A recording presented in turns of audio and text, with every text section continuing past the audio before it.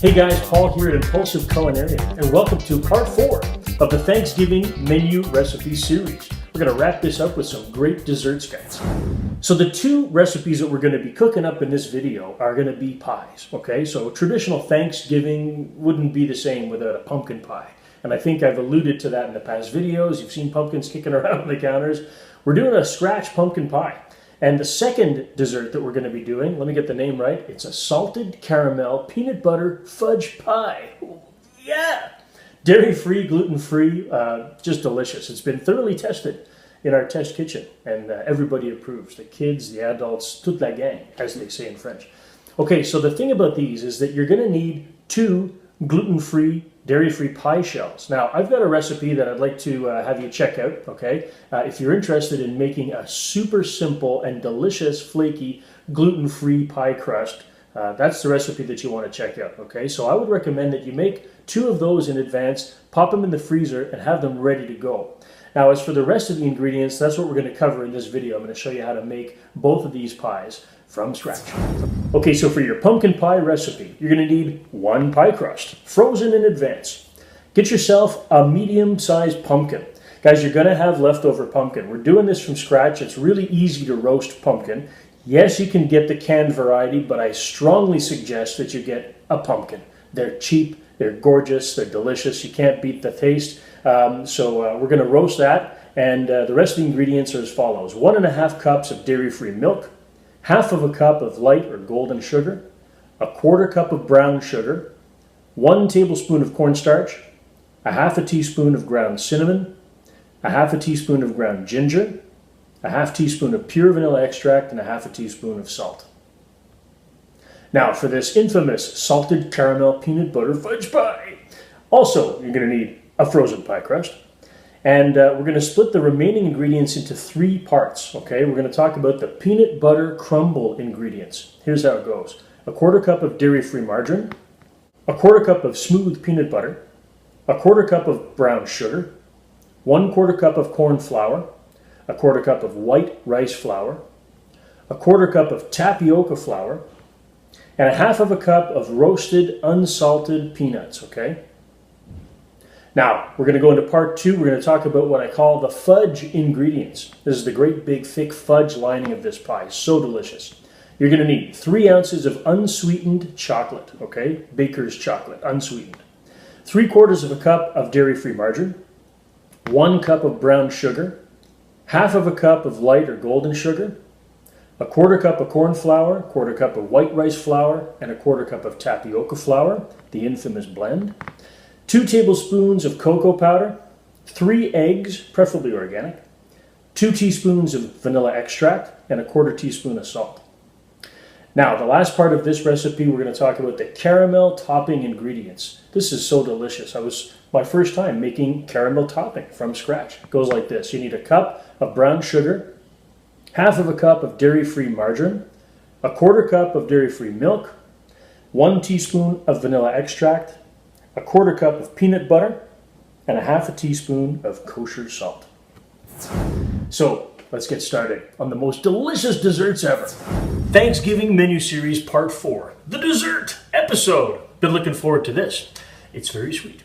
So guys, I will warn you that you will need 2 pie crusts, okay? Now I do have a recipe. I encourage you to go check out my Impulsive Culinarian channel, all right? The one that you're on right now. And have a look at this recipe. Super simple. You make it in the food processor. And I did these earlier today. I popped them in the freezer and they're ready to go.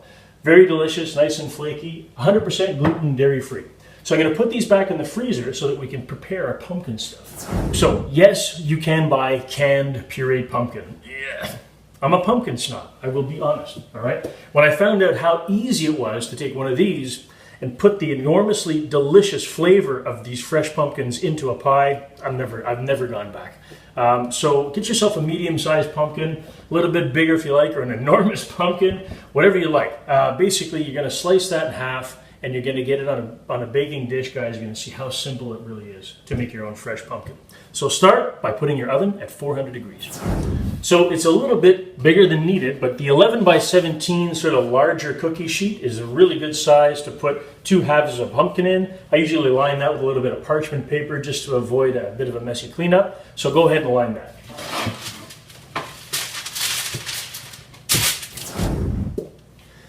Let's cut them in half. Nothing says Halloween or fall like the insides of a pumpkin, eh? Okay, so scoop out the seeds.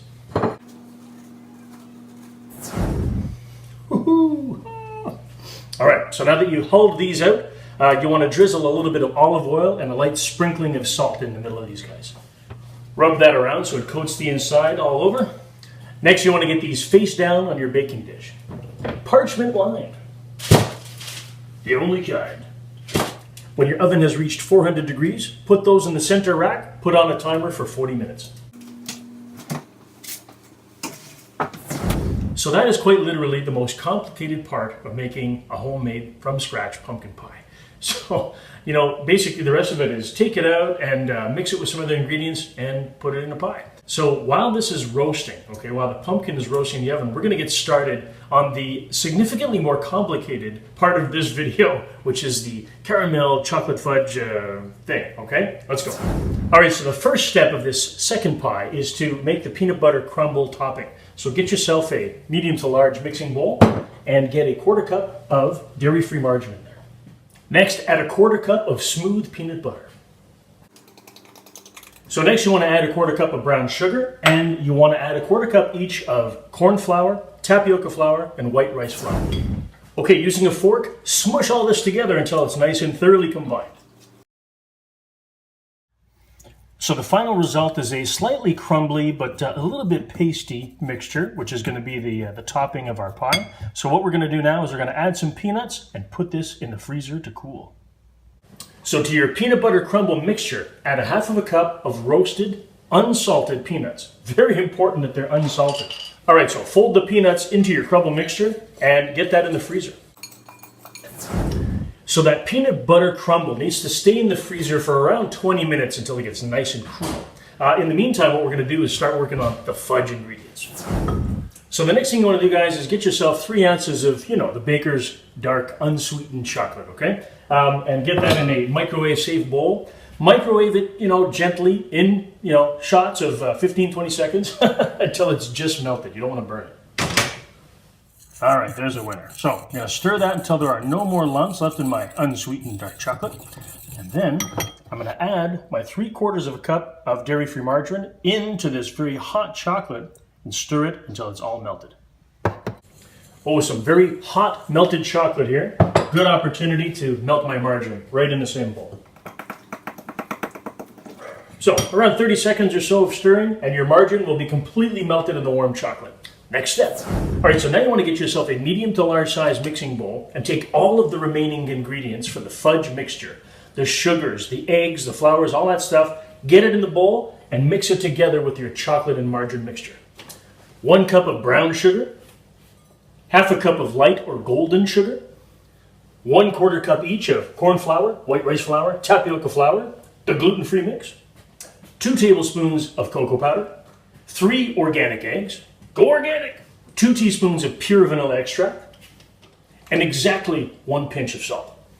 All right, so get a cake spatula so you can scrape out every last drop of your margarine and chocolate mixture, add that to the mixing bowl, a big whisk, and mix it until it's thoroughly combined.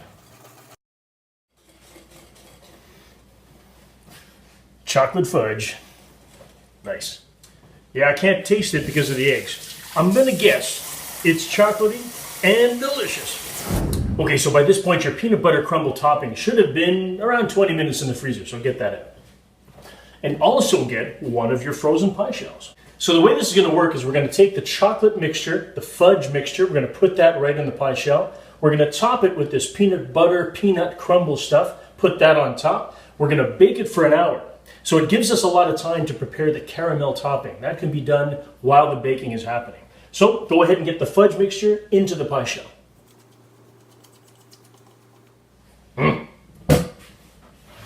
Having tried this on more than one occasion, I can attest to its deliciousness. All right, so once your chocolate mixture is in the pie shell, just crumble the peanut crumble topping. Okay, so the timing could not be better. My timer just went off for the roasted pumpkin. I'm going to get that out and put my oven down to 350 degrees. So there is the assembled peanut butter caramel chocolate pie. This thing is going to be delicious. All right, so the crumble is just sort of spread out evenly on the top. I'm going to get that into a 350 degree oven for 1 hour on the center rack. Consequentially, my pumpkin has been roasted. Look at that, it's deflated a little bit, and it's just to the touch, it just gives. It's nice and soft. So I know that that's perfectly roasted. All right, let's switch. All right, let's get this chocolate peanut butter beautiful pie into the oven, middle rack, for 1 hour. Now I do want to show you what this looks like underneath, so let's have a look. So the beautiful surprise waiting for you when you flip this roasted pumpkin over. Look at that lovely caramelized edge. You want to keep all of that. That is going to add such great flavor. There's a piece that was just so soft it fell right out. I've already put that right into my food processor, okay? And that's where everything is going to go. I'm going to scoop out all of this beautiful roasted pumpkin. I'm going to get it in the food processor for both of the halves. And I'm going to make sure that I puree it until it's nice and smooth. So preferably once it's cooled down, not like I'm doing here when everything is boiling hot. Scoop out all of the beautiful roasted pumpkin flesh, put that into your food processor. You should be left with naught but an empty shell of pumpkin skin when you're done. Makes for a nice hat for Halloween. All right, so once all your pumpkin is in the food processor, blitz it up until it's nice and smooth. All right, so once it's been thoroughly blended, that's what you come up with. Some lovely roasted pumpkin puree. Just so flavorful and much better than that canned stuff. Don't get the can, guys. Roast your own pumpkin. Okay, there we go. And now that the hardest part of the pumpkin pie is done, we can take 1.5 cups of this out and put it into a large mixing bowl. So even with that medium, tiny pumpkin, I would say it's a small pumpkin that I cooked, there's at least 2, if not 3 cups of leftover roasted, pureed pumpkin right here. So, freeze this and save it for your next pumpkin pie. Okay, let's add the rest of the ingredients. So guys, I've been making this for years, and I've basically found out that it doesn't matter what kind of dairy-free milk you use. You can use, this as an almond coconut blend. I've used unsweetened coconut milk. Beautiful. It actually comes out nice and light, not too sweet. The sweetened variety, this is our everyday milk. This comes out fantastic as well. It's a little bit sweeter, but not too much. Any dairy-free milk, any kind, 1.5 cups. 1/2 cup of brown sugar. 1/4 cup of light or golden sugar. 1 generous tablespoon of cornstarch. And 1/2 teaspoon each of ground cinnamon and ground ginger. Last is a little shot of vanilla extract, 1/2 teaspoon, and a generous pinch of salt. I think I said 1/2 teaspoon, probably. Then, big whisk, get it nice and combined. So very soupy mixture, right? That's what you want to add into your pie shell. Trust me, it'll come out fantastic. Okay, so the time has come for frozen pie shell number 2. Get that mixture into the pie shell. Okay, so it's no coincidence these recipes have been designed to work at the same temperature in the oven. So they're going to share a room for a little while. This is going to go into the oven, center rack, for 90 minutes, 1.5 hours.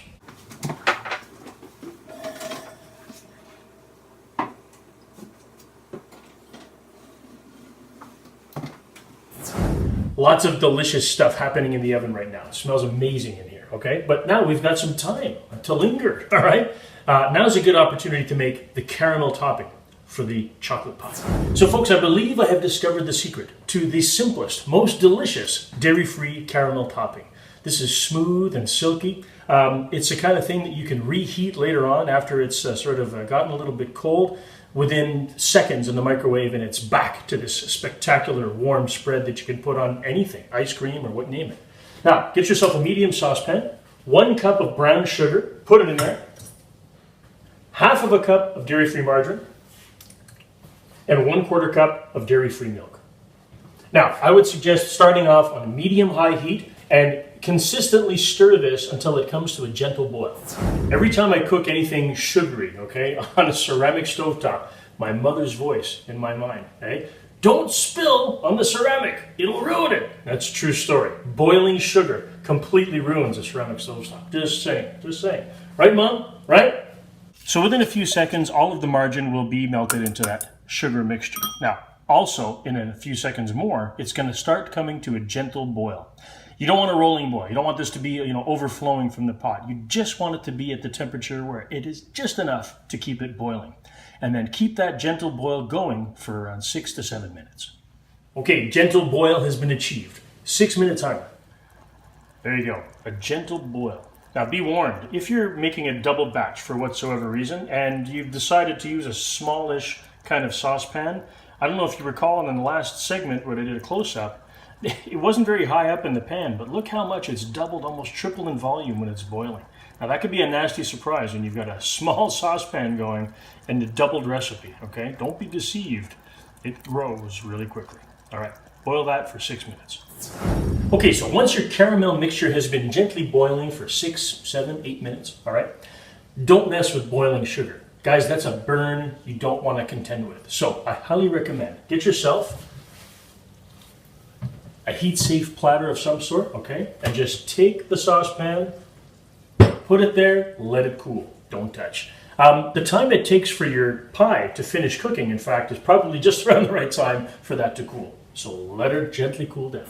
So once your caramel peanut butter fudge pie has finished cooking for 1 hour, get it out of the oven. Well, it doesn't even have topping yet, but it looks pretty good. Smells delicious, looks awesome, but we're not done with it. So here's what we're going to do with this nice caramel topping that has been cooling in our saucepan. What we're going to do is we're going to add a teaspoon of vanilla extract and a 1/4 cup of peanut butter.